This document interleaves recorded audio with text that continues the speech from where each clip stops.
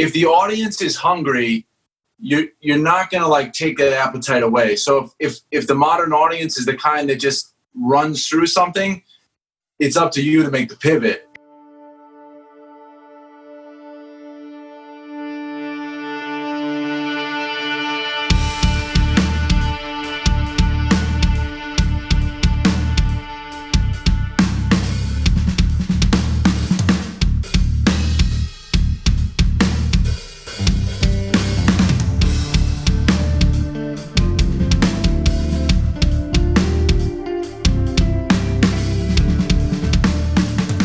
Welcome to the Music Combine. We have a very special guest in the studio today, Greg. I'm excited. From PDX to LAX, the Water Tower Band. Dude, as you can hear, they're already getting rowdy. I feel a hootenanny ready to break out, Greg. How about you? Any minute. Do a hootenanny. Is that where we're opening this with, or what are we doing? What do you guys want to do? It's going to be Dealer's Choice today. You guys want to play a song for us? Yeah, let's play a song. Yeah, Dealer's Choice. I like that. Yeah, Dealer's Choice. Awesome. That's great. Well, we hadn't talked about what song, but that's how we kind of live. We like to fly by the seat of our pants musically because we're always... Music for us is like sneezing or eating. It's just happening, you know? 1, 2, 3, 4.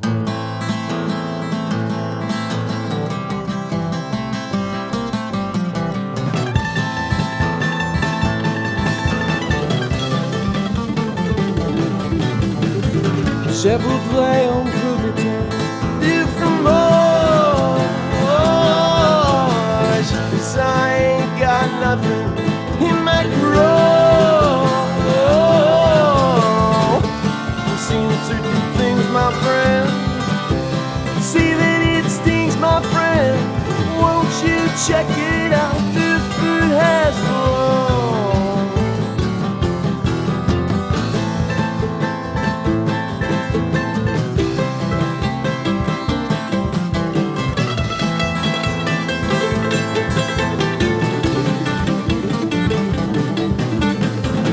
Take a walk out to Bossy. Say hello to Cloud Debussy. Seeing certain things, my friend. Oh, see that it stings, my friend. Won't you check it out? This bird has flown.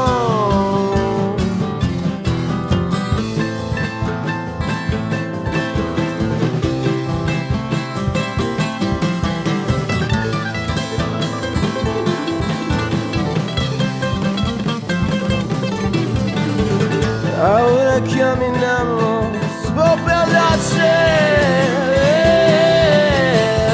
Say hello to Jim Morrison, he's so bad. See that you got wings, my friend. Maybe we won't set the trend. Won't you check it out? This bird has flown. Won't you check it out? Won't you check it out? Won't you check it out? This bird has flown.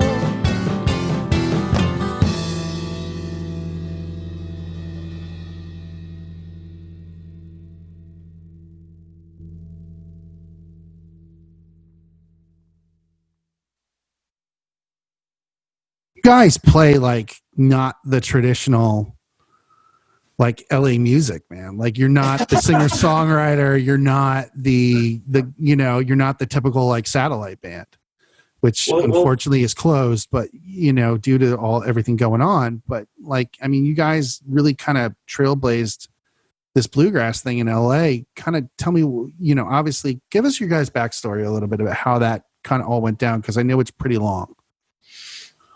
Well, let's go with before I met Juice and start there, and then bring us up to there real quick. Please. Before that, we started in Portland, playing around the Water Tower in 2003.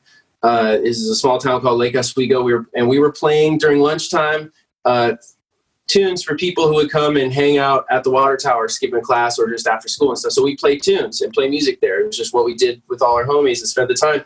then, we started busking. That was how we started selling records. We busked, took us all around the world.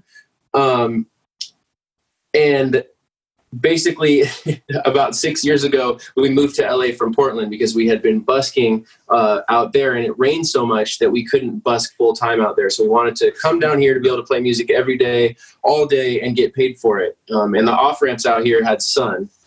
That's a plus. So busking, like I never heard that term before. So the definition, English term. just from the context of the way you say it, it's that like playing music and making money from playing music. Is that what it is? Yeah, what I would say on the street corner. Street music, yeah. Specifically street music in that kind of the culture that goes with that. Awesome. Working for tips. Yeah. Yeah.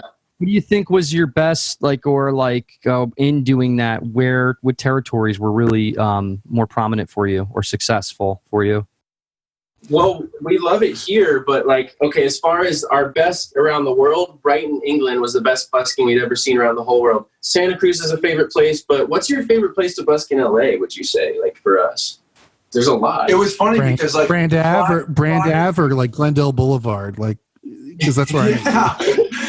We call it Old Faithful now. Old Faithful. And it's funny because Old Faithful. But before I was playing with Kenny, I was busking down on the Strand down in Santa Monica, and he and I, when we met up, he was like, "Oh man," he's like, "Why are you playing for lunch money? We can go play the off ramps and clean up." And that it's the truth. I mean, the off ramps are who would ever know? But it's just it's fucking awesome. It's a gold mine.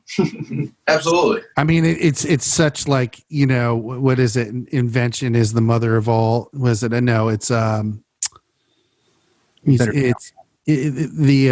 necessity is the mother of all invention. All invention. Sure. Yeah. Where's that even from? I don't know. It's a long time faded adage from years and years and years. But necessity is the mother of all invention, and it's most bands wouldn't have the balls to go out and play an acoustic set on an off ramp. And I was literally on my way to the gym in Glendale. Right. And I'm like, these guys are fucking out of their minds. This is great.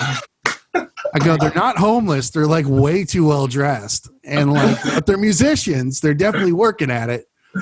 But I was like, you get the $5 bill, dude. There you go. Fucking yeah. Well, dude, thank you for that. First of all, I never got a chance to properly, we haven't had a chance to properly since then be face to face. Thank you for that $5 bill. And I think you gave us numerous $5 bills over the years we saw you. No, I've only known you guys since January. Oh, the first time new? I saw you guys. Yeah, it's super new. Wow. I see, because I saw your Instagram and I thought we've known you for years out there. No. Well, awesome, dude. That is such a cool thing to do. I think, but you guys can also be whatever's going on right now is, obviously going to put a hinder on that. But I'm sure you guys could probably get booked for corporate gigs and shit like that too, because your music's it's accessible. Thank you. Basically very accessible. It's very, very you can go mainstream with it. What are your influences as artists? At least at the level that Kenny and I come together, it's always from the start was always square dance music and fiddle tunes. So just at the foundational concrete elements of it, that's kind of what we always go back to. Even when we're playing on the street, it's a lot of fiddle tunes. It's a lot of just old time music, stuff like that. Specifically for square dancing. Sorry, what was that? No, it's very cool. It's also I feel like there's a modern twist on it a little bit. More almost by necessity, right? Because we play the tunes every day, so we just put our little touch on it. Awesome. It's really good. Damn, man. Yeah. Awesome. Now, can you go a little bit more into your backstory on where you were from busking to now? Yeah, totally. And it also more on the influences. We're also that's the thing is you mentioned modern, so it's at the heart of it we have square dancing, fiddle music, bluegrass, and all that stuff. But then we're also influenced by pop music and reggae and punk rock and electronic and Juice turns me on to like the hip hop, that a lot of the new hip hop that I listen to. Like he was just turning me on some Playboy Carti the other day. Like he's always blowing my mind how he listens to a lot of all kinds of this new music that he's getting my ears into. So we all listen to everything. And I got my degree in jazz, and he got his degree in studying fiddle festivals all around the U.S. in his truck. That's so cool. Well, he actually has a degree too, actually. Yeah. But that's awesome. That's so cool. But I study fiddle and fiddle festivals. You have a degree in English too, right? Yeah, it's degree in English. But you asked more about and one other thing about busking. That's an old medicine show term that comes from the 1800s. When traveling medicine shows, they would have musicians who would travel with the carnival, with the circus, with the medicine show, and they would open up their case at the circus doors, and people would throw change as they're entering the show. So that's where it comes from. That's awesome. That's fantastic. And you guys so when you guys, moved down to LA, there's a story before this where it was a little not, I think everybody to get great success or to get things that you're getting moved into, there was definitely some adversity. Do you guys want to kind of touch on that a little bit? Yeah, it's totally. There's so much. It's crazy because it's like, how do we pack this whole band story into? I'm learning. We'll just take it in bite-sized pieces along the way, and then we'll kind of figure it out. I love how like we become friends, and so like you know my story now a little more, so you can kind of you're like, okay, let's talk about the adversity here. Yeah. It's true. I was given the gift of desperation through music and through the addiction that ensued for me, because we spent years traveling, touring around the world, and I fell into alcoholism and drug addiction, really. And that's why there was sort of a 7-year hiatus for us. Well, not hiatus. We were going through all of that time. But it was like we were trying to get this album out that I have right here called Fly Around. Like, this is the reason. This is like my, the thing that I have to speak for like the last 7 years, because, like I said, we had grown to a certain point, and then around 2012, 2013, we'd already gone through 13 bass players at that point. We're on our 26th one at this point.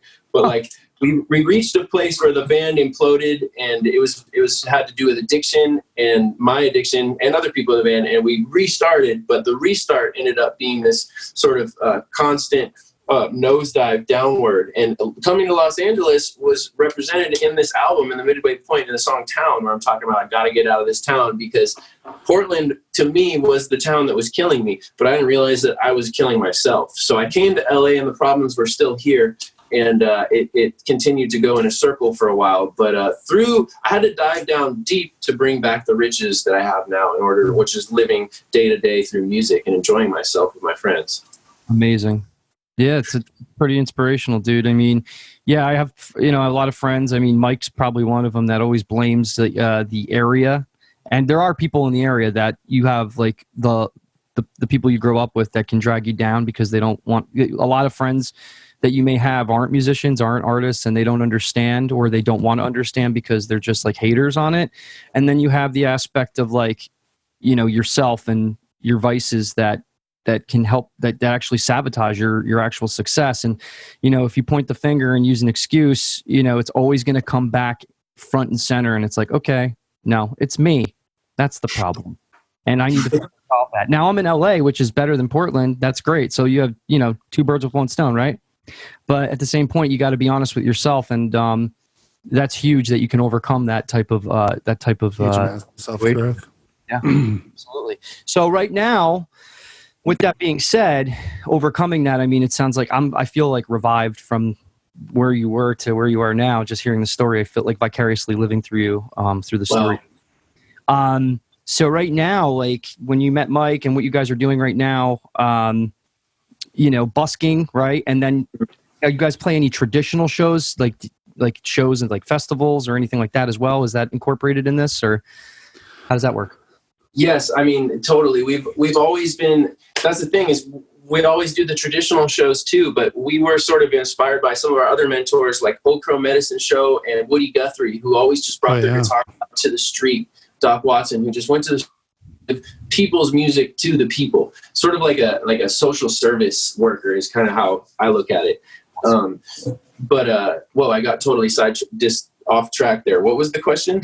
Well, you're answering it, and it's cool. I said, so with the busking, you guys were incorporating traditional shows as well, right? And you're saying yes, you've done that, and yes, busking. We love doing shows. Yes, we love doing shows, and but what we found is that a lot of the time with the shows, that we end up on the light guy or the sound guy and the ticketing guy, and all of a sudden we play a show, and especially in Los Angeles, we end up owing $150, but nobody showed up. So we were just like, we're just going to go out to the corner and just, like, we're just always of that. But the thing is, we love to play shows. It's just we generally can't afford them. I understand. I'm in that boat too, man. Playing shows and, like, paying to play and then selling tickets and then people not showing up and you're not getting your money's worth. It's more of a hassle than not. I think that if you combined the traditional show aspect and, the parameters of that show is going to be a little more enticing for you and more, it's going to be more beneficial for you. And then going on the street and then playing your instruments. Does that harness in traffic for your shows as well? Like, I feel like that would be a good way to harness a fan base. And then when you do have a show, it would be that much better in the area that you're playing on the street for. Like, combining. Yes, and honestly, that's what we've been doing, because we've been able to get, like, we actually, through busking, we got all the press and stuff that we never needed to hire, like, press agents, because we actually made the LA Times and the cover of the Los Feliz Ledger. I'll send you that one. We've made all these different papers just out there. Talk about major papers, Los Feliz Ledgers. Los Feliz Ledger. Oh, that's too much rock for one hand, bro. Too much milk for one hand, dude. One of my favorite expressions. It's awesome. but yeah, no, like, we've been lucky enough just to be able to do that. But the other thing is we have played festival shows. Like, we played Huck Finn last year, and Huck Finn's going virtual this year. It's the longest running bluegrass folk festival in California on the West Coast. And last year we had some big names, and Roger McGinn might be there this year, Billy Strings. Wow. But we're trying to make it virtual. I actually got to be the host of that last year, so it was really cool, like, welcome to LA thing for us after being here for 5 years on the street. Finally, I feel like people were like, all right, let's get Water Tower a chance. And we got a nice slot, and we got to open for Steve Martin's band, and it was really cool. No way. Did Steve Martin play banjo? Was Steve Martin there? His band came, but he was a little too expensive. We couldn't afford the Steve Martin, but we got his band. We got the Steve Canyon Rangers. We got the Steve Canyon Rangers, the one he won the Grammy with. But the thing is, if you want Steve to come, I think it's a little more expensive. Steve Martin, actor? Yeah, dude. You didn't know he is like one of the. Okay, you're young. Here we go. He used to bring his banjo on Saturday Night Live and play it. I have no idea. That's so cool, dude. And and you have to watch him and Martin Short's special on Netflix, where he plays with that band. I think it's that band. Yes, it's them. They did a show in South Carolina by my dad's house. My dad was at that show. Somehow it got mentioned, but I'm not quite sure. But it's near Charleston, South Carolina, where they filmed it.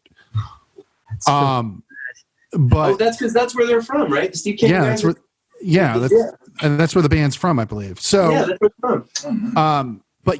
But he plays banjo, dude, like legit.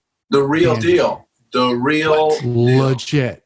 Yeah. Like from a Disneyland cast member to Saturday Night Live to you didn't know he played banjo with an arrow through his head, dude. Legit.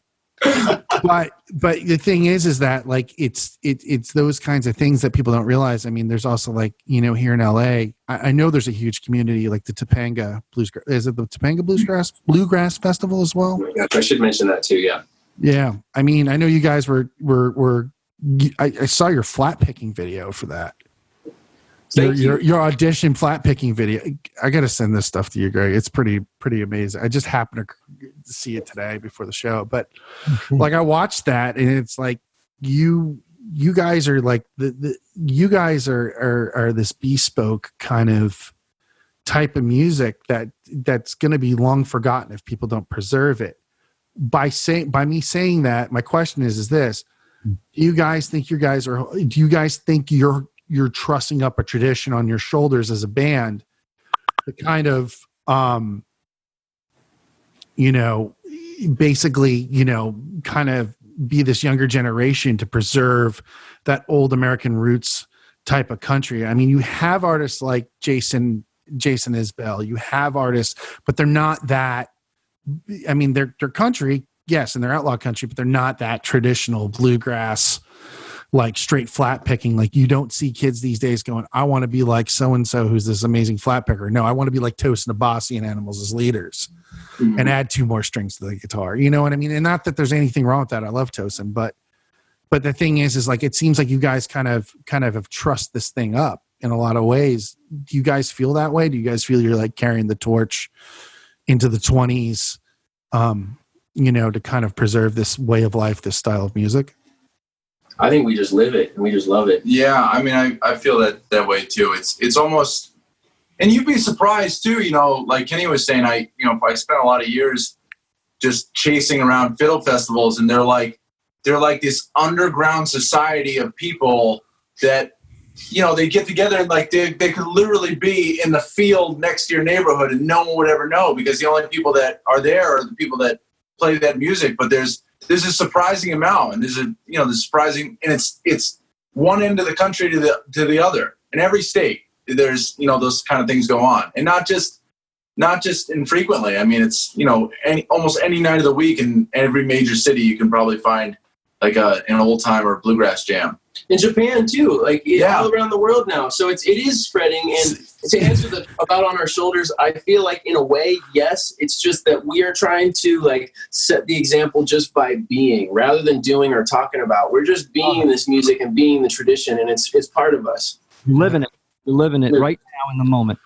Yeah. That's what resonates with me from meeting you guys for the first time, is that I feel like that's inherently what you're living, and like that's what I get from you. And it's not like you're trying to do it, it's who you are. And that is something that is resonates with me as an artist myself, and just somebody. It's inspirational in the fact that you guys are doing it on the day to day. And this is why the podcast was created. It was to really give the person that's like you and like me and like Mike that extra kind of kick in the ass. Like, dude, there's people that are doing it, and like if they have a job or they don't have a job, they're fucking hustling, and like stop fucking waiting around for things to happen. Just live in the now and fucking embrace it. Embrace that. And that's so cool. Here's something that it's a little random, but it's totally relevant to you guys. And this is huge for me, is the ASPCA support that you guys are all about with the pet adoption. Yes. I think that's so great that you incorporated that into your brand. And it's not something that you're trying to just be a poser about. It's something that you really care about. And that's so fucking awesome. And I adopt dogs. I've saved 3. I have 3 right now. So yeah, how did that come to be for you to put into your like brand? That's a good question. It came so organically and so naturally because of our busking. We get to know everyone's dogs. And so that's how our TikTok started, because we were putting it kind of on Instagram, but it wasn't like all of a sudden we hear about TikTok, like, hey, let's get this going. We don't really dance. Let's just put the freaking dogs. So our first TikTok video goes viral, like 200,000 or whatever. This famous dog called Robin Ventures. We get a famous dog for our first TikTok. Like, what are the odds, right? So anyway, if you go way back on our TikTok, it's just getting every day, hey, what's up, Milo? What's up, Leo? Just filming the dogs, filming the dudes. And so then all of a sudden then our first concert was for dogs. We went to a pet store, like right at the beginning of Corona, our first Corona-ish concert. Oh, I remember that post. Yeah, and so we started going, that was like the first time we started really going hard on social media, because this Corona, like right before Corona started, we started taking it more seriously. I did. Yeah. Yep. I think that's so cool. It shouldn't take some event like this to make you shift, but at the same time, there's got to be some type of situation where it allows you to be able to pivot that time that you would have taken that you can't take now because of what's going on, and then actually adjusting and calibrating it toward the internet. And like you said before, back to what you said, to reiterate, is there's so much more of an audience you could capture on the internet. Now you're going to combine those two together at some point, and that's just going to be like wildfire, I think. And I believe that's like the grassroots, right, of marketing, and like going out there and just living it, and then presenting that grassroots and documenting that process on the internet. I think that's just a fucking great formula. And you guys keep doing what you're doing. Obviously, you're just going to keep going up and up and up and up, because it can only go up. Like you said, 6,000 more fucking followers in the time that it took for you to get 6,000 followers is like unbelievable. What does that tell you? Right? I mean, exactly. And to your point, like right now, there's never been a better time. Everyone's looking at their phone, at their computer. And if we can brighten someone's day for 2 seconds while they're scrolling, then we've won. You know? That's a view. That's right? a view. Yeah. Yeah, man. That's amazing. It's a beautiful thing. Tragedy births fucking inspiration to fucking, find other means to fucking, thrive. And if you're open for like the opportunity of it too, it's just, you can build a house with a hammer, but it's like, if you're open to it, it's like, you're just adding more tools to the toolbox to get it done faster, it's like, and bigger and better. So we're just always adding tools. And everybody's got to be on the same page, because I know, my experience and just in general, a lot of bands are very resistant to change because they're used to what they're used to. Getting in the room and doing it together, that's great. But if you couldn't do that, virtually would probably be the best way to go. Luckily, you guys are together, so you guys are performing in one room together. You're not doing it in virtually separate rooms, right? So that makes it easier. But I guess the viewer and listener of this can take, the initiative. If you're not doing anything right now, nothing's going on and it's stagnant and you can't play shows, what alternatives do you have? And these alternatives are literally getting on there, putting yourself out there, seeing an ad that did a post that did really well organically, taking that post and actually putting some ad spend behind it, and then capturing the traffic that you're looking to capture, which I also want to kind of ask you about. So when you were looking into setting up the advertising for the campaign, the live campaign, the audience that you targeted was basically what people that like folk music, and like, did you go city to city, or did you guys just go for the lowest cost per click? We've experimented a lot with that, but no, specifically because Facebook prioritizes certain types of views and things like that. So we have specifically on our video that is at 1 million views right now. We are at United States. I believe we're only at United States for that, and it costs more for that. But it's what Facebook prioritizes. But it's cool, man. Look, 6,000 followers, you can get those emails on a list, right? Yes. Yeah. We call it the Water Tower Pulse. So anyone who's joined the Pulse, there's a sign up on our Facebook that just funnels them into it. And now, is that getting contacts? Are you getting opt-ins with those emails? Yeah, we are getting opt-ins. One of the ways we do opt-ins too is we give away like free stuff. Like, hey, if you opt in, like Tommy's band, Drinking and Remedy, they give you one of these for theirs. It's their koozie, Tommy Drinking and the Remedy. But like, if you opt into ours, we send you a free link to our 10-day album experience. Because when our album came out on the 24th of April, we didn't have physical copies because it was halted in production because of COVID. So we built a funnel with 10 different steps where on each web page was one of the songs with behind the scenes content and Easter eggs that you could find.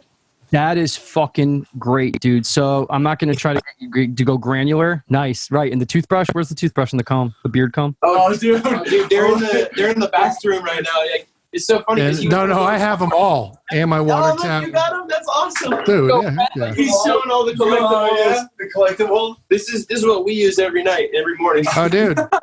So badass. Yeah. Hey, bro, don't use my brush, bro. Bro, don't use my brush. Greg, we gotta send you one, Greg. Yeah, we gotta send Greg a care package of the because he needs a beard comb. Yeah, I don't have hair, but you could use a beard comb for sure. But beard comb's legit, man. Legit. Let's just kind of graze over this really quick, okay? Because this is important. This is what the podcast is like. I like the part where people who are listening or artists can actually get something out of this. It's the most, but they send out the most legit care package out of any band I've ever met. Label or otherwise. Package I've ever seen. It's very unique. And so when somebody opts in with their email address, they're going to get something out of that.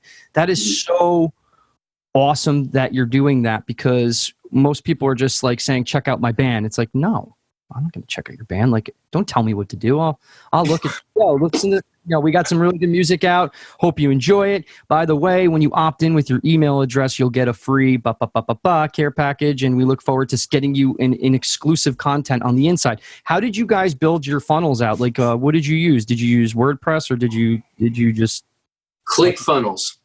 $97 a month for that shit. And I am full. I read anything Russell Brunson. I'm a funnel hacker. Russell has our records. Like, we're deep into all the funnel hacking, everything. Russell just sent me a copy of his new book, and yeah, we're total culty into that. Let's just graze into this. This is very important for me because part of this podcast is it's all about morale building, but it's also about, what you could take, the resources, the tools to streamline the processes to get to where you want to go. So Russell Brunson is the creator of ClickFunnels. Russell Brunson is you can use ClickFunnels for anything, Mike. So it's literally like nice. We use Builderall, actually. It's the competition. I get it for half the price and I get more tools with it. That's why Builderall. It was either Builderall or ClickFunnels, but ClickFunnels is great. There's nothing bad about it at all. So the thing about the guys, when you're out there who's listening in a band or an artist and you want to capture, it's cool to promote your stuff, but when you're able to capture an email and give something away, what that does is that allows you to promote to that person, not like a spam, but like give them exclusive ins. Like, now, Kenny, let's talk about those 10 different things that they're opting in to get. So let's listen to Kenny and let's hear what he does to offer value to the possible fan that will become of Water Tower Band. So, let's go ahead and take a break real quick on that point. Oh, we're going to listen to our sponsor, and we'll get right back to Kenny. And we're back with Water Tower Band. Woo. This has been an amazing podcast so far. So I want to hear what the question that Greg asked before the break. So what are you guys doing? Greg, I mean, you could rephrase it. It's amazing. Okay, so now I get, like, you guys work your asses off at this. So how are you doing it? What do I get? Okay, so yeah, we like to we want to serve people. This is how I look at it. Like, we look at it. We just want to like help you have a better life. So our music, we believe that our music can heal you and help you have a better time, and that if we're in your lives, you'll have a better time. So we want to help you have a better life. So if however you stumble across us, whether it's a Facebook little video or you're scrolling and one of your friends shared it, whatever, if you click on our link and you end up going to the sign up, you give your email and it says sign up for the Water Tower Pulse. And what that is you can keep your fingers on the pulse for what's going on in our world. And so we send out through our MailChimp emails, and we have many different types of emails. There's like a Seinfeld sequence that can last up to 90 days, or there's a soap opera sequence that can last 7 days. That's kind of going granular. The big deal is our album release. It's a 10-step funnel, we call it. And on each page, there's one song. That's why there's 10 steps. So the value that we're giving, that we say, hey, we want to help you get our album for free, so you don't have to buy it. So how can you do that? You give us your name, and we say, so that. The key is, this is some deep neurolinguistic programming stuff. The key is that you say, so that. So we're going to say, we need your email so that we can send you exclusive content. And that's going to help you feel like we're really going to help you, which is the truth. So then on day one, we send you our first song, and it has the WAV, the MP3, the iTunes link, or the Spotify link. And it has a little video of us recording it in the studio with Ariel Pink, and it also has the story of the song and the lyrics, and there's Easter eggs which you could find. You click on this and another picture might come up, or there comes an interview with Ariel about the song. So that's just first song. Very unique, man. That is very innovative, very innovative, and it's going to work. It's going to continue to work for you. So now you're going through. So as they click through the modules, they get more songs, or is it every week? That 10-song sequence is going out over a 10-day campaign, or 4 emails, 5 emails?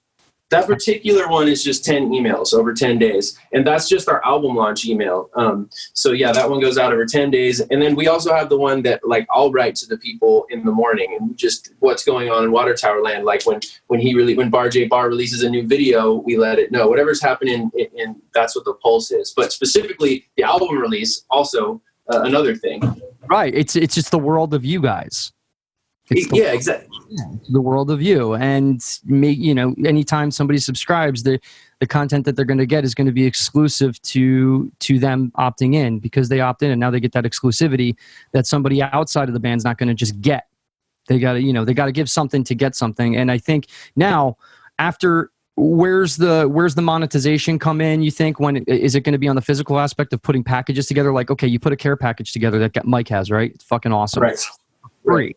Now, do you guys going to put together like something like a fucking vinyl record or something, and like make a package so you can promote it and actually, because like Gary Vaynerchuk, we listen to him too, right?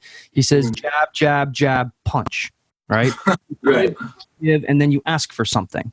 Give, ask for something. Exactly. Right? Are those the donations that you're getting more of, or is it a combination of, it's a combination. It's a combination of live tips while we're playing and selling our record. And by the way, with ClickFunnels, we were able to do $1,000 in sales in our funnel through the first 24 hours of this album.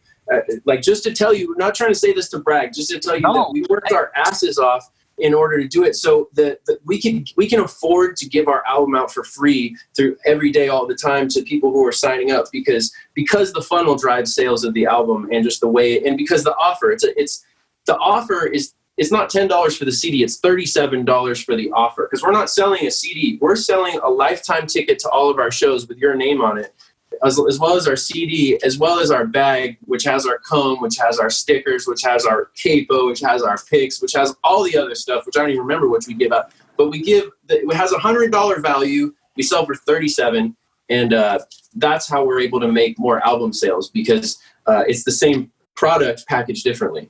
I love it. So it's a combination of everything in one.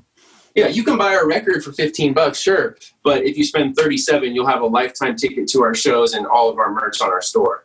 And how did you come up with this strategy? Because I love it, because I think it's great.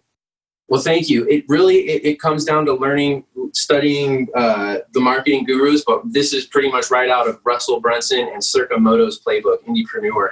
Mm-hmm, sure. Right out of their playbook. So the thing again, from my personal experience, myself, I'm all about this. Getting other band people to do this as well is quite a challenge for me. So when I bring in this information that you are validating, by the way, so this guy right here is validating everything I've been saying for the past. So I'm reading these books too, dude. I'm applying these methods myself to the podcast, right? So that's the one thing I can't get shit from other people about. So I have full carte blanche, and Mike's like, sure, I'm on board. So it's funny, because it literally, like, nobody wants to do anything extra beyond just kind of going to practice and then just documenting a couple things and that's it. But if you go deep and learn an actual strategy, that's a digital asset that's going to pay dividends for the fucking rest of your career. And you could keep developing these little campaigns that go around whatever you want. What is a Seinfeld campaign, and how what does that consist of? Well, and also to your point, I think part of the reason, before we go into the Seinfeld campaign, because what this all is what we call technobabble. I think a lot of people, they hear all this stuff and they're literally going to turn off. You know what I mean? So that's why I think it's hard to talk to people about this, because when you start talking about this, they're like, that's gnarly. I just want to play music. Which I used to totally be that dude. But the thing is that if we can learn to sugarcoat it in the right way and sell them on the idea, then it's such a good idea that everyone would want to be into it. They just don't know it yet. That's it right there. I got to stop getting technical and be like, okay, we can attribute this money to these cost per million, and don't worry about the KPIs on this. And they're like, huh? Right. Just say it simple. Like, seriously, everyone wants to hear it simple. And I've been changing this for myself of just be like, well, dude, if we want the video to be shared, we got to call it this. I don't know, just always simplifying things to help understand this, because that's how I was sold on all this stuff, I guess. And everybody's on board with this, right? And maybe you're the central guy that like actually read all those fucking books and started applying these strategies, or does everybody read those books? Because I think we all talk about it all the time, and we all kind of read together, because like Tommy will listen to the book on headphones and I'll be reading it, and then Juice will pick it up after I mention something and just read it. I love it, bro. That's like music to my ears. That's so cool. Because listen, squeezing the juice, man. At the end, juice is worth the squeeze, bro. I mean, juice is worth the squeeze, bro. You guys are unbearable. but I'm not a hot chick saying that. Sorry about that. It's just so important because I think right at the end of the day, like this podcast lends itself to resonate with people and the musicians that are like, fuck, what am I going to do next? How do I don't know what I'm fucking doing. I have shiny object syndrome. What am I going to do next? What else can I do to capture like this is what it's going to take to have some long-term success. And yes, it does. There's a learning curve. There's a learning curve with everything. Yes. But it's worth it. It's worth it because of the fact of like now you're building it and you're optimizing it as these, you know, you do more advertising and you put this stuff out there and you're actually like literally building a huge digital asset that's going to pay dividends for the rest of your life. And like, why not build that out as soon as possible so you could just focus on the content creation part? And once that's built, that's it. You just keep, you know what I mean? That's why ClickFunnels is so great because it's like, it's already there for you. You just got to tailor it to your brand. Exactly. It works for any brand. And a Seinfeld sequence, by the way, is just, it's like it says, what is Seinfeld's a show about nothing. So a Seinfeld sequence is a sequence of emails that are just sort of talking to your friends. Like, hey, you know, we're just playing some music today. We played this song, Fromage. It's kind of about cheese, you know what I mean? And then the next day, it's kind of like jab, what was it? Punch, punch, punch, jab. Right. Yeah. Jab, jab, jab, punch. Jab, jab, punch, right. Because it's like Seinfeld. And then after 7 of those, it's like, hey, we also got this thing if you're interested in it. You know what I mean? That's so cool. And then, by the way, guys, I would, if I were you, let Russell Brunson know about your success because I think you guys are the only band that I know of within watching those those fucking ads that come up that has actually done it as a band. You see all businesses like entrepreneurs, but you don't see the band musicpreneurs. I think you guys have an open ticket there for us, you know, to be featured. Because that's thank you, man. Thank you. Especially with the Seinfeld sequence. Why is there a water tower band? And why does a water tower need a band? What is a band? Seriously, what is it with these people? Oh, God. Dude, we're going to email Jerry, too. We got to do it. What is the deal? I mean, seriously, people. Wasn't Portland nice enough? LA, everybody goes to LA. I mean, what do you say in Portland? I'm out here on the island. George? George. Guys, so this is really valuable. We've never gotten this deep in a podcast yet with a musician that's doing that. Crash Karma does their own stuff too. They're more traditional. Yeah, that's another band. One of the bands that we actually. That's this Friday's episode, which is about 4 weeks in the past by the time everyone hears this. Right. It will already be up. But no, that's very important information. It literally adds to the value that we want to bring people in being somebody that's just creating and actually making a living off this shit, dude. So how do you guys keep your head together and how do you keep the stress off with the income that you're getting without letting it get in the way of the creativity? I remember the big thing like Kenny and I talked about was like as you watch everything kind of crumble around us, I had this idea that it's like if you're already unconventional, you don't really care when conventions are falling apart. So for us, it's just another day. I mean, Yeah. we literally just had to do the next thing that was going to make tomorrow happen. So that's all it is. It's just living. I love it, man. One day at a time. Yeah. I love it. But the goal, you obviously you see the big picture. You know, you have the fucking forest through the trees, and you're like, okay, if I do this, and combined all these things, and it's just inspiring. It really is. It makes me want to, you know, apply these methods that much more. You know what I mean? Because it's just that's what's going to make the difference between everything. How do you stick out between everybody else? Well, if you go outside of your comfort zone a little bit and learn a little bit about capturing an audience. I mean, you know your audience better than anybody else, and that's your customer avatar, right? In business, that's what we call an avatar. So your audience, you know your audience better than anyone. The audience we have for this are musicians like us that are just looking for a community to learn from and build morale and fucking inspire. And I think we're doing that here today. I'm a guy listening to you, and I have the honor of interviewing you because of Mike, and I'm learning a lot, and I fucking value everything you're saying. And everybody that's listening to this that's a musician really should take this and actually look into it for themselves, because how else are you going to get out there? You got to ask yourself that. So you got to take those steps. I mean, don't get overwhelmed, because really it's down to a funnel, and a funnel is something that captures the people that you want, and then you can market to them on an ongoing basis. That's its simplest form, streamlined. Yes.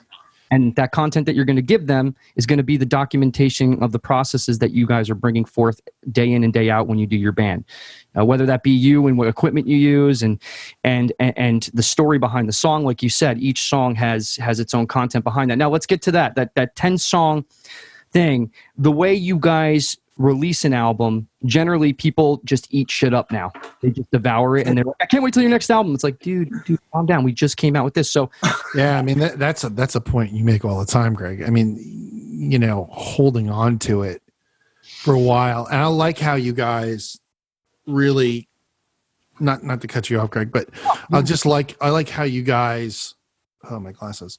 I like how you guys really, you know, you were saying like there's Easter eggs with each song essentially in the album. Like, who does that now? Like, no one does. It's like, I just want to be on Spotify. So that's the worst idea ever. Like, that sounds amazing. What you guys do sounds amazing to me. So yeah, you could just put your album out. I had a friend of mine, very talented. I have a lot of talented friends too. It's amazing how I believe it. And he just threw his album out there the other day. He's like, oh yeah, I've been working on this for 6 months. Here you go. Enjoy it. Nobody's clicked on it. And that's not cool. But if you're putting that much time into your music, you got to put that much time into presenting it right. Yeah, Exactly. I'm on the school of thought right now where it's like, okay, one song, here's some snippets of it. Here's the trailers around that. Here's the lyrics. Here's the story inspiration behind it. Here's the best drum parts of that. Here's the best guitar parts. Here's the bass. Here's the vocal hooks. Now you have 5 different pieces of content around one song. And by the time that song comes out, people are going to be familiar with what's coming. So that organically is going to just do much better no matter what. Instead of putting out a fucking album that everybody's just going to go by the wayside, or they're just going to devour it and say, I can't wait till your next album. And you're going to be left with your tails between your legs and be like, what did I do all this fucking work for? And you're going to feel defeated. And it's not just going to help the fucking morale of anything you're doing. So do you guys agree with that thought process too? I mean, I think you do. I think the thing is that if the audience is hungry, you're not going to like take that appetite away. So if the modern audience is the kind that just runs through something, it's up to you to make the pivot. And like the big part of our strategy, especially with like the live stream, is that allows you to be prolific in a way without the demand necessarily of another album. You can constantly be playing, you can give them something new, a live performance every day that they can eat up without the demands of having to go into a studio and put something out that you're going to have to, feel that weight of. Juice, epiphany juice. I'm going to drink this. Drink this. Ready? Drink this. Do it. So the combination, it's a hybrid, right? So now you have like, if you're performing like, okay, live on the street versus show, more people are going to come to your show because you're live in that area. So when you play in that area, people are going to be like, oh yeah, I saw those guys playing at the fucking whatever below the underpass here. They're fucking playing tonight. Let's go check them out. Great. Now you do that live on Facebook. You do that live, right? You do the live. Yeah. You have the promotion, the funnels going, right? Yeah. So now what you're doing is you're providing value, like you're living the life. Hey, this is our life. Welcome to our world. Welcome to our world. Okay, to get more exclusive access to what's in our world, put your email here. We appreciate tips. It goes a long way. It allows us to do what we do and bring everything that we love to you guys, right? I think it's just a whole combination of all those different components. Everybody's like, well, this is better than this, and this is better. No, it's an ecosystem of everything working together. Yes. Or obviously the most important. We know that. Keep doing that. That's great. But then when you have the actual, you're putting yourself out there live like that, people connect to that shit. They want to see the raw. They want to see the behind the curtain, but they also want to see production, right? So yes. Then you're produced, but then you have the fucking rawness. And I think it's just a combination of all those things. And that's what you guys are fucking doing. And that's what needs to be done with other bands as well, myself included. And that's, again, so as we speak, I learn more, and this is fucking great. Well, this is great, and thank you for all these great questions, and it's inspiring to talk to you. And the other thing that I was thinking while he was talking to elaborate on that, and what you were saying is that we look at the same content and cut it up 100 or 200 different ways. So we're going to put it out on our Instagram this way, our TikTok this way. So we're literally using the exact same content. Yes. And we're documenting what's happening. So people will send us something and we take a picture of it and edit it this way for that and chop it up with a story like this. Now, the other thing, the final thing about like tying up the way that we produce our content is that when we look at Facebook, Instagram, TikTok, Twitter, Twitch, all of that stuff, which we're a big part in everything, we're always thinking that we're not consuming content, we're creating meaning. So I would urge you musicians to try that. Like, don't worry about consuming content. Like, consume content for 5 minutes a day, maybe after lunch. Consume some Facebook, consume some Instagram, have some likes, enjoy yourself.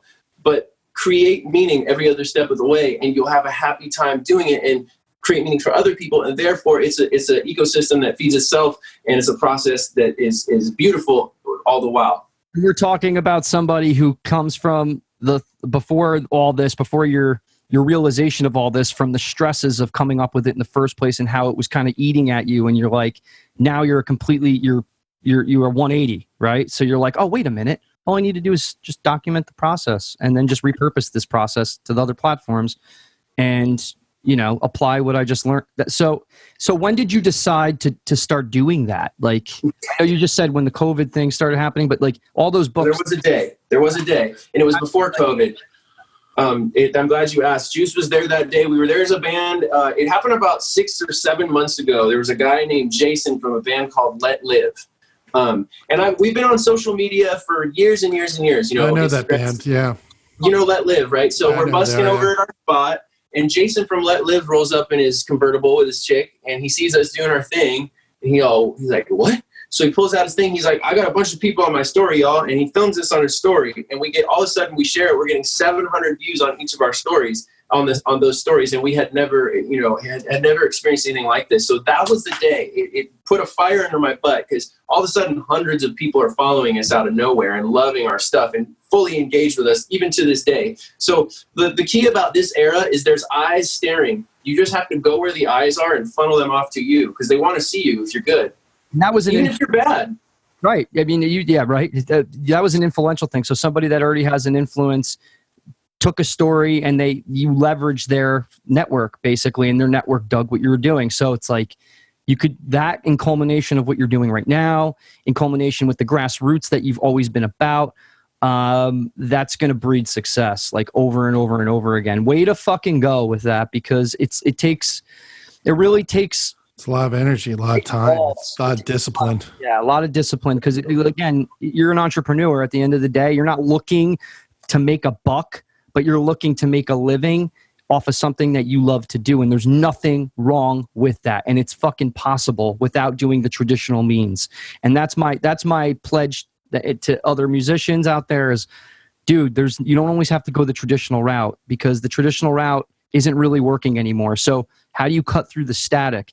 Listen to this fucking podcast and you'll find out how to do that and just apply those techniques. And of course, if anybody has any questions or concerns or any experience that they had that was bad, please write us. Definitely. The musiccombine@gmail.com. We'd be happy to kind of explain, and maybe we'll have you in future episodes, or actually part of the educational aspect that we're building on the back end of this, to be able to teach musicians how to do what you're doing.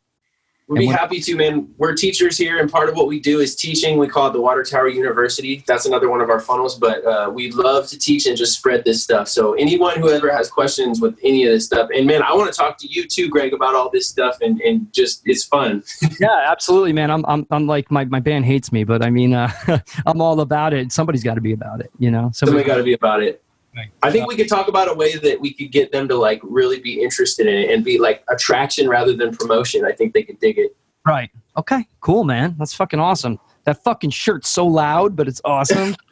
Thank you, bro.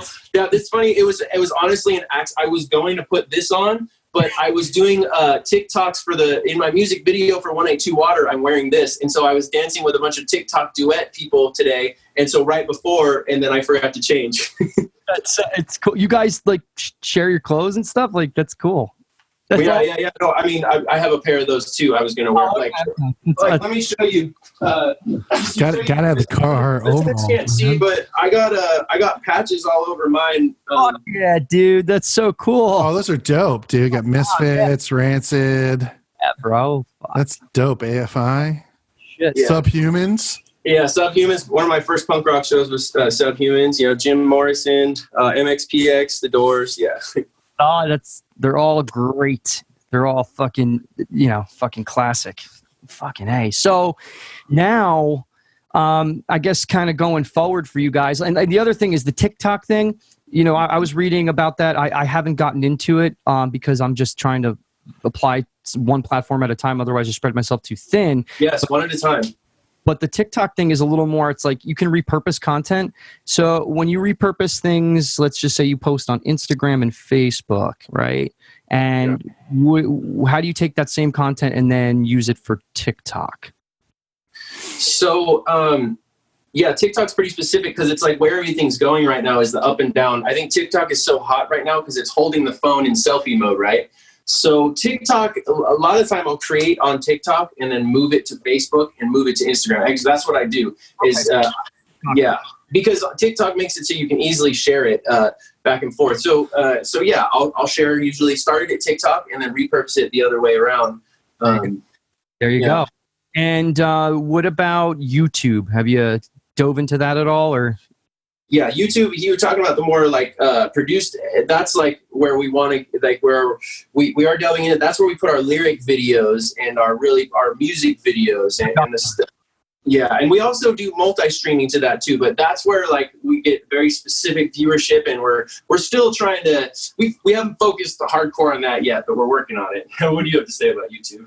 I mean, I think YouTube's like, once you've essentially caught an audience that's going to stick with you, people are going to want something long form and they're going to want something that they can just, you know, feed that appetite, right? That's what all comes back to. It's always about that appetite. So I think YouTube, it's that last kind of step on the pyramid where you're giving them something, tons of production value. It's long form. They can dive in deep and they can just really feed the beast. Now check this out, bro. TikTok. Feed TikTok to a YouTube channel feeds your everything else as well. So you could take TikTok and repurpose it to your YouTube as well. Now I know that's more for production, like in your head, but at the same point, it can encompass all of that still. It could be the one central hub for everything where people can see all those videos and everything. And that's so huge too. Now the other thing is the meta tagging, right? It's like hashtag in an Instagram. It's called meta YouTube. But there's a very, very inexpensive tool called Tube Buddy. It's $4. That's what we use. Right. So it's like it does help give you the analytics behind what videos are being searched and competition, high search volume, low competition, high search volume, etc. You got to have Tube Buddy. Yeah. It's so fucking helpful. I use it for us right now. Right now I'm trying to, we're trying to monetize our stuff too. So this is great in the fact that in real time right now, I'm applying these same strategies that we're talking about. And this is really what the podcast is about in general, is like really like, okay, how could you really do this as a musician? Like, okay, stories are great. They're inspirational, but how do I really do this? Like without fucking overwhelming myself. And I think guys, if you teach the Watertown, would the Water Tower Band education platform, is that something like an email campaign that you have? Water Tower University. Yeah. University. So I think if you guys actually have that would be huge for you, because there's so many musicians that want to learn. And if they're learning it not just from like one person that's like, hey, I'm a music guru. It's like you're a band. People will be able to connect with that. Those people are the worst. Well, the gurus sell on everything. The gurus are like, that's what I've written hit songs for nobody. Don't go about it. If you say it like this, hey, I'm a guy that's looking, has been applying these methods and the Russell Branson methods. It's not like you're looking at a music branding guy. You're taking somebody who works with businesses and you're applying what is done for businesses to your music, which makes you stand out more than anybody in that fucking racket. And then in your actual music industry, because there's no bands that are actually talking about this. So, I'm just telling you right now, just that is where the low-hanging fruit is for you guys. Everything you're doing, you know, you guys can make videos on that Water Tower University shit, and people, I would watch that, like, because I'm that guy that looks for that. I'm your fan that is going to be like, wow, okay, and I'm going to discover your music because of that. So that's just another channel to drive traffic in of people that are interested in how you guys are doing what you're doing, but also to convert them into a fan, because again, your music, it spans different genres. Like, I think it's more of a appetite. Like, you have a better appetite for that, and people will consume it on the mainstream more. So yeah, I'm just thinking as we go, my fucking gears. That's amazing. Thank you for that. That's really helpful. And yes, that's really helpful. And the band idea of it, I think that's a really, you hit on something, just that it's not just me or just him. It's like me and him and Tommy. But the other thing that's crucial about Water Tower, dude, is like how I mentioned we had 26 bass players and all that stuff. People are like, oh, it's like Spinal Tap. It's like, no. Our whole thing is we're a collective. So like, you are part of Water Tower family now. Like, you guys are now in Water Tower family. So you could come help us teach how to do a podcast. You know what I mean? Like, like you'll be on Water Tower University, and we can monetize that digital asset down the road as things really flesh out in the next 5-10 years, how we monetize things. We want Water Tower University to be everyone part of it. Yeah. You know? And vice versa too, because I think that we would just feature that part as part of their aspect, anything to give back value. But Mike said something really crucial that is so fucking important. And this is why anybody like us has been like, I just fucking don't feel like doing anything. Is the fucking upsells and the upsells and the upsells. It's like you go and get one thing and you're like, wow, I got this little course, right? And then it's like the next page is like, oh, but get this now, otherwise you're not going to do this well. It's like, wait, but I just got this, and now you're selling me this, and then you're selling me this. It's like, I get that whole strategy, but it's not going to work. It's not going to give you the brand recognition you need. It's going to just. I love the ones that are like the Facebook ad. I will literally troll these ones that are the Facebook ads where they're like, get your degree as a music producer. And I'm like, the last time I checked, the platinum record in my house tells me that I didn't need a school to, even though I went to school, I didn't need a school to make me a producer. Gave me a great bass. Gave me a great bass. But by the way, that platinum record was not for producing, it was for engineering. But still, it's like the last time I checked, because the amount of recording studios I've worked in my lifetime, you know, being a producer is more of being an actual musician at the end of the day. And if you don't have those concepts and you don't have those skills or that skill set, you know, that's the things that you need to develop at the end of the day. You know, everyone thinks mixing a record is so technical. No, it's so musical. You need to place everything like a fucking orchestra does. Mm-hmm. You know what I mean? So to me, it's like just by going to school, you got to do the 10,000 hours. You got to do the 10,000 hours with it. You got to live it. You guys are doing that, and that's why. I'm still learning. By the way, like when I write my own stuff, like I used to, and I still can't do this. I always thought bass playing was just like whatever. It's like, just play it. Okay, let's just get this done. You're cute. You're the bass player. But yeah, it's like another guitar, right? But like literally, I've been working on my own stuff, and just the in-depthness I've had to kind of grasp with learning how to play bass properly has been the most frustrating shit in the world. It has literally like ripped me apart. Like I've thrown my bass across my house. I'm not kidding. Wow. Like literally, I have a song called "Love It or Leave It" I wrote that is very personal to me.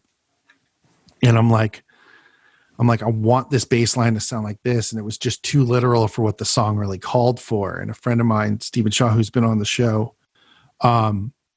is a mentor to me, and like literally, he's challenged me. Like, look, dude, he's like, that sucks.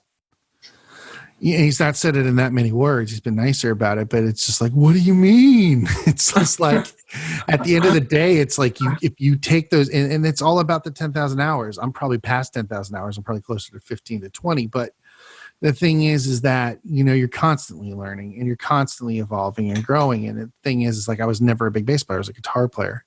And the thing is most guitar players don't know how to play rhythm properly.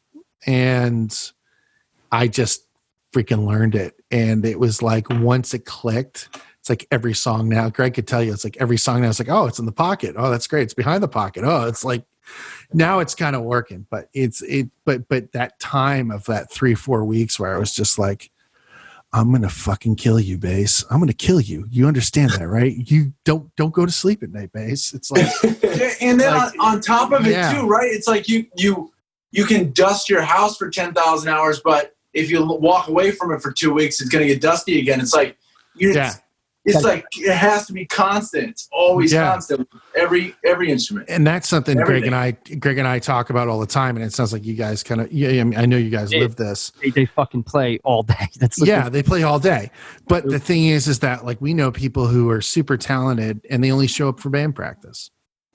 Nothing outside of that.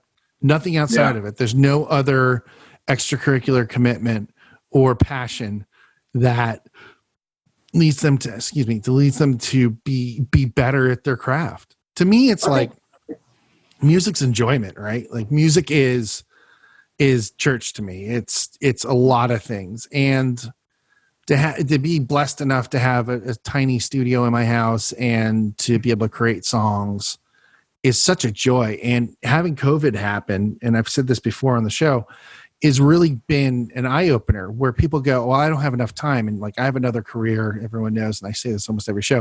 I'm a financial advisor during the day. You guys know that whole shebang story. And I have a few other businesses I run. So there's that going on. Plus there's the music. And the thing is by me actually taking the time to like, revive the craft, even though I love to shred like Eric Johnson and everything else. No, I do. Like Eric Johnson's my fucking idol, dude. Like he is one of them. And it's like, I study how he plays. And the thing is that, with that said, that's great. If you want to be a shredder, chops is chops and you have to keep them up every day. But at the same time, it's like, where's the passion of the songwriting? Where's the passion of being a better musician for the sum of the whole of the parts? And I feel like people say they did not have time before now. Well, no shit, because you didn't make it a priority.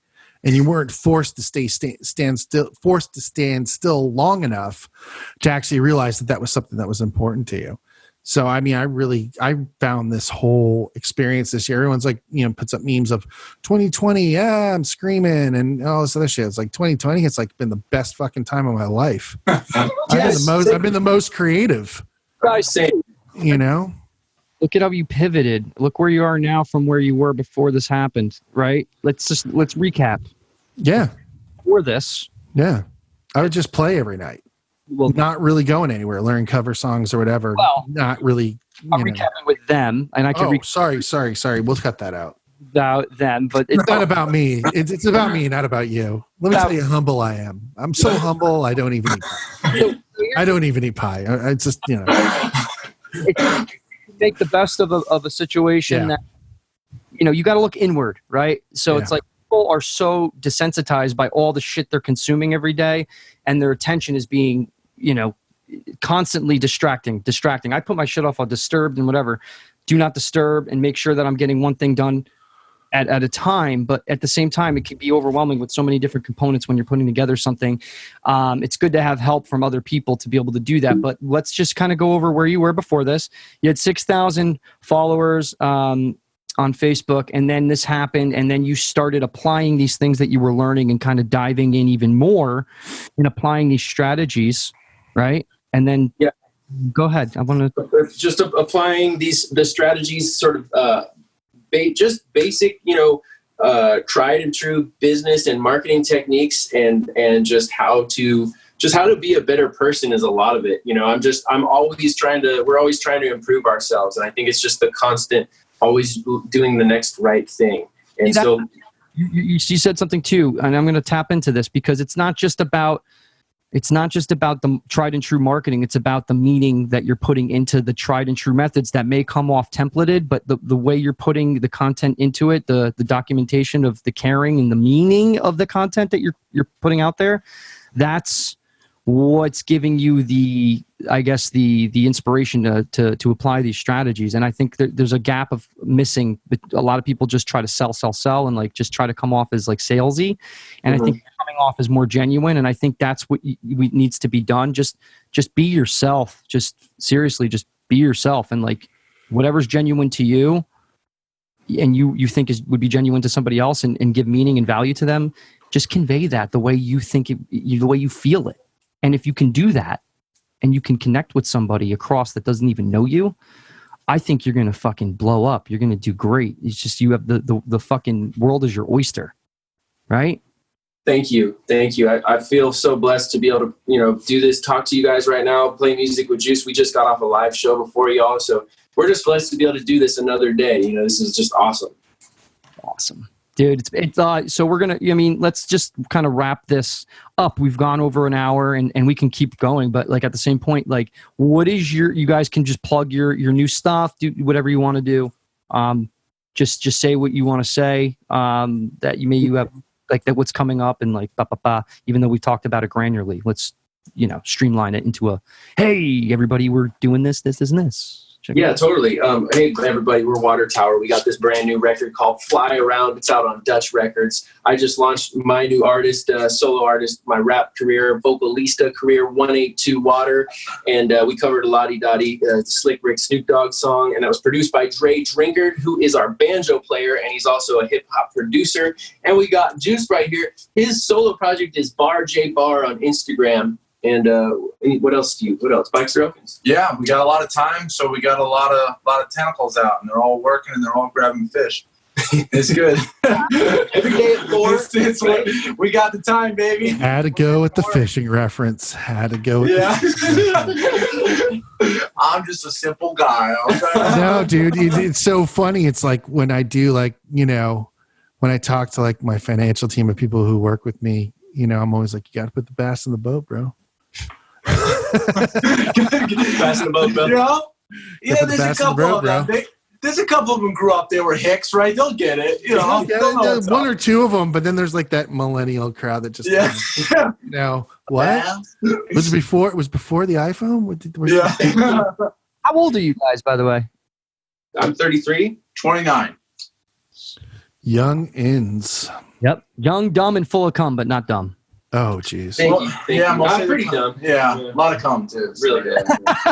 Especially these days. So, I really admire what you guys are doing. Mike, thank you for introducing me to these guys.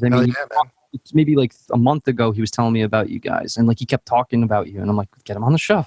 And then Awesome. Yeah, it's so cool to have you because there's so much value here for somebody who's listening to this. And if you don't get any value in it, maybe you just shouldn't be doing what you're doing because you could keep playing in your backyard. That's great. But if you want to do something with it, you got to fucking get out of your comfort zone, learn something that you haven't been applying before, and fucking pivot your fucking what you're doing to what's going to breed long-term success. So. Oh yeah. And we're going to talk more. I really want to pick your brain, man, if that's okay at some point.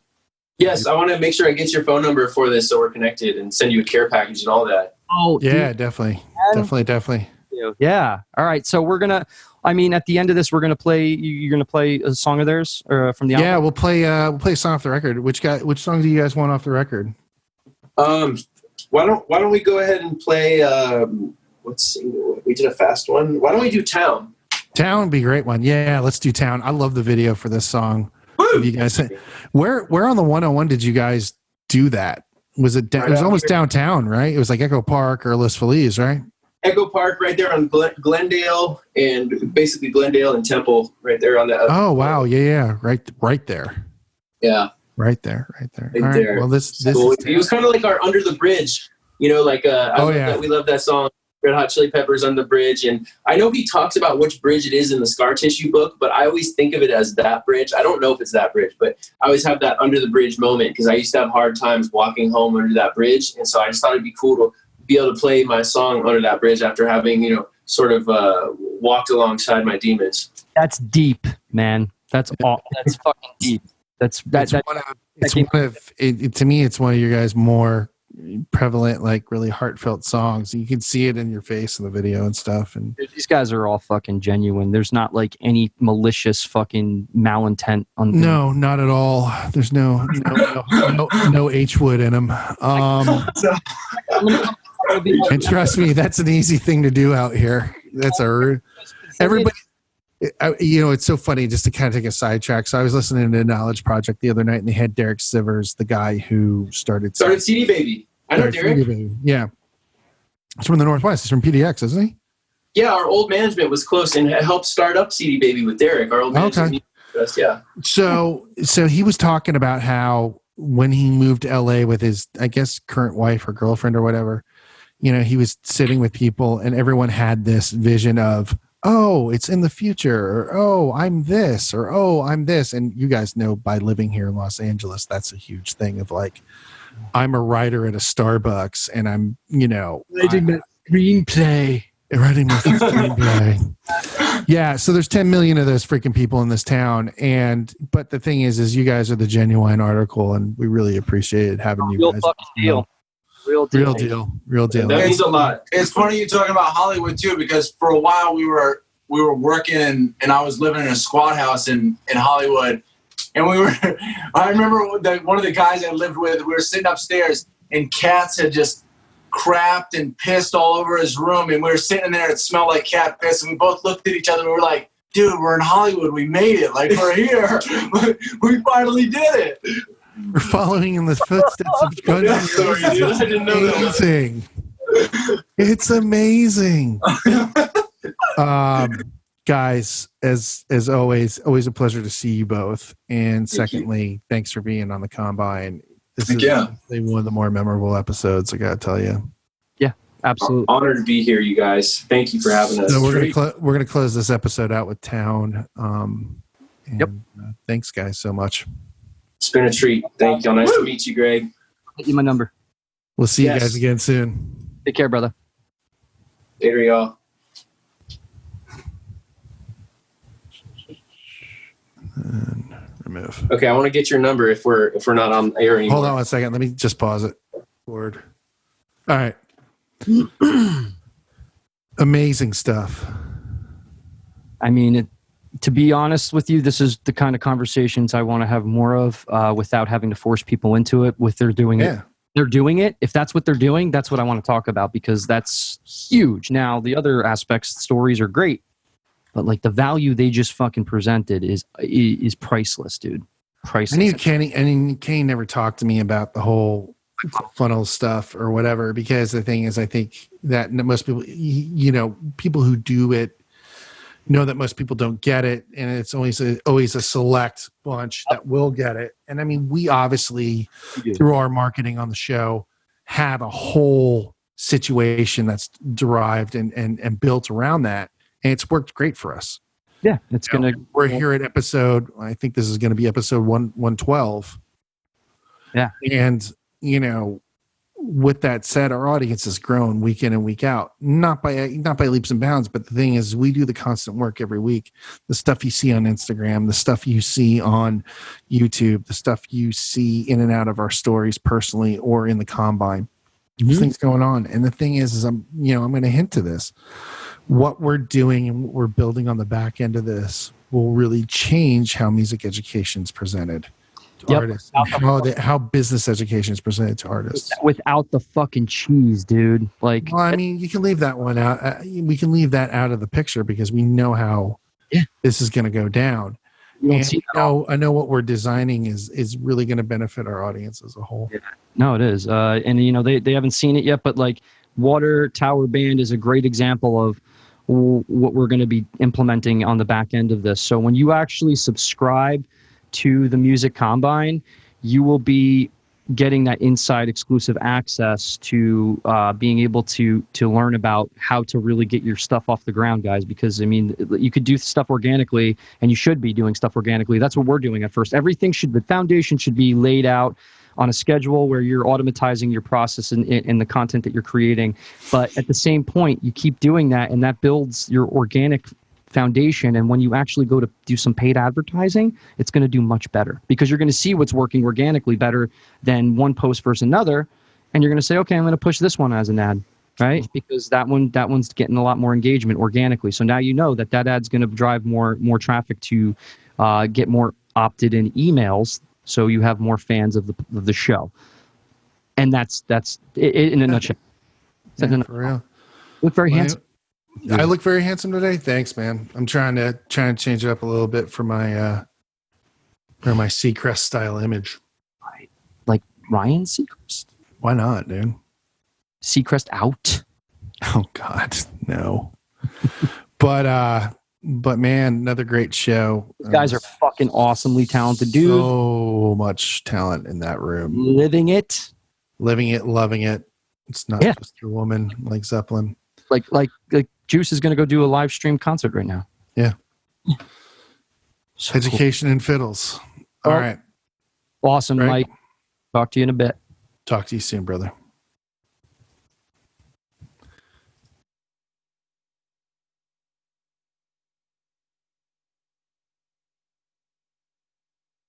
I've been waiting, participating in something you don't want to know. Before you got too old, and now it's better than you or that weather. Reach back to the Southland you belong. I gotta get out of this town. You ought to get out of this town. We gotta get out of this town before it's too late. I've been stormy. It's cold out, so warm me. Let's reach back and get down to the sea. Come and rescue me from the water. It's not what I saw in. I'm gonna get myself out of the hole. Oh, I gotta get out of this town. You ought to get out of this town. We gotta get out of this town before it's too late. Oh, I gotta get out of this town. You ought to get out of this town. We gotta get out of this town